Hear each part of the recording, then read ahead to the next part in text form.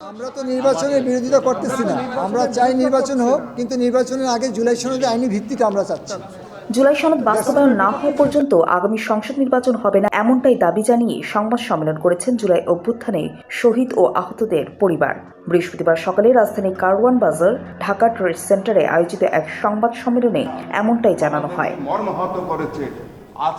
জুলাই ঘোষণাপত্রে উল্লেখ করা হয়েছে যে পরবর্তী নির্বাচিত সরকারের মাধ্যমে সংস্কারকৃত সংবিধানের তফসিলে এই ঘোষণাপত্রটি সন্নিবেশিত থাকবে এবং অভ্যুত্থানের উপযুক্ত সাংবিধানিক স্বীকৃতি দেওয়া হবে। কিন্তু শহীদদের পরিবার এই ঘোষণা মানতে নারাজ। তারা নির্বাচনের আগেই সাংবিধানিক স্বীকৃতি ও আইনি ভিত্তি দাবি জানান অন্তর্বর্তীকালীন সরকারের কাছে। এই আন্দোলনের পর বাবা মারা যাওয়ার পর আমার বাসায় কেউ যায়নি, দু একটা মিডিয়া প্রেস ছাড়া কেউ যায়নি, কোনো সমন্বয়ক কোনো উপদেষ্টা কেউ আমার বাসায় যায়নি।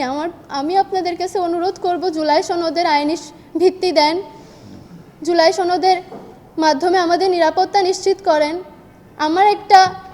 আমার গার্ডিয়ান হয়তো আমি আর কোনোদিন পাবো না, কিন্তু আমি নিরাপত্তা চাই। আমরা আমাদের অধিকার সুষ্ঠুভাবে পেতে চাই। আজ আমি আমার বোনকে, আমি আমার মাকে জবাব দিতে পারি না যে আজ এই জুলাই যার জন্য আমার বাবা জীবন দিল, রক্ত দিল, তার কোনো আইনি স্বীকৃতি এবং রাষ্ট্রীয় স্বীকৃতি আজও আমরা পেলাম না।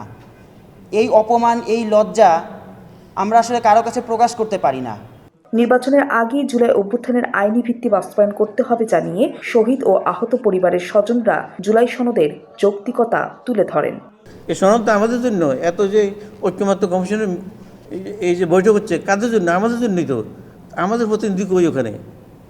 এক একটা দল, কারো কোনো নামগন্ধ নাই, আপনি চিনবেনও না। ওই সমস্ত দলের প্রতিনিধি ওরা আছে, ওরা বিতর্ক করে। আমাদের প্রতিনিধি কোথায়? আমাদেরকে তো বলে কেউ তো বলে নাই। এত বড় বড় রাজনৈতিক দল আমাদেরকে তো বলে না। আমরা এখন কথা বললে সরকারের বিরুদ্ধে যায়, কথা বললে ধরনের সাংবাদিকদের বিরুদ্ধে যায়, কথা বললে রাজনৈতিক দলের বিরুদ্ধে যায়, কথা বললে সুশীল সমাজের বিরুদ্ধে যায়।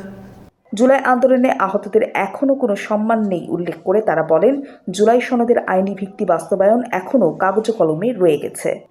আগামী দিনের জন্য এই মানুষের মৌলিক অধিকার সহ এই দেশের জন্য আর যেন কোনো অভ্যুত্থান না হয়, সেই জন্য যারা আহত হয়েছে, পঙ্গুত্ব বরণ করেছে, চোখ হাত পা, তাদের পুনর্বাসনের লক্ষ্যে এবং তাদের নিশ্চিত ভবিষ্যৎ যেন মৃত্যুর আগ পর্যন্ত যেন তাদের মর্যাদা সঠিক অক্ষুণ্ণ থাকে।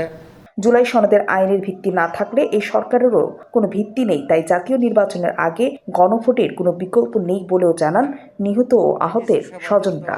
জুলাই সনদ যদি আমরা প্রথমেই যদি বাস্তবায়ন না করি বা এটাকে যদি আইনি ভিত্তি না দিই, তাহলে এই সরকারের তো কোনো ভিত্তি নেই।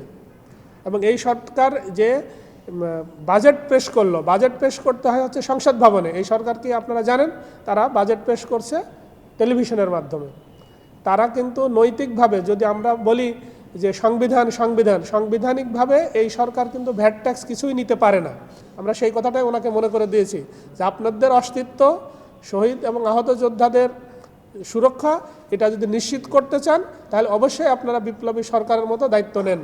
সব রাজনৈতিক দলগুলো নির্বাচন নিয়ে ক্ষমতায় যাওয়ার জন্য ব্যস্ত, কিন্তু জুলাই সনদ কিভাবে বাস্তবায়ন হবে তা নিয়ে কারো মাথা ব্যথা নেই। শহীদ পরিবার ও আহতদের জন্য আইনি ব্যবস্থা নেওয়া হলেও সম্পূর্ণ রাষ্ট্রীয় মর্যাদায় চূড়ান্ত রূপ এবং সংবিধানের মাধ্যমে আনুষ্ঠানিক স্বীকৃতি পাওয়ার প্রক্রিয়াটি এখনও চলমান রয়েছে। Medical post, Dhaka.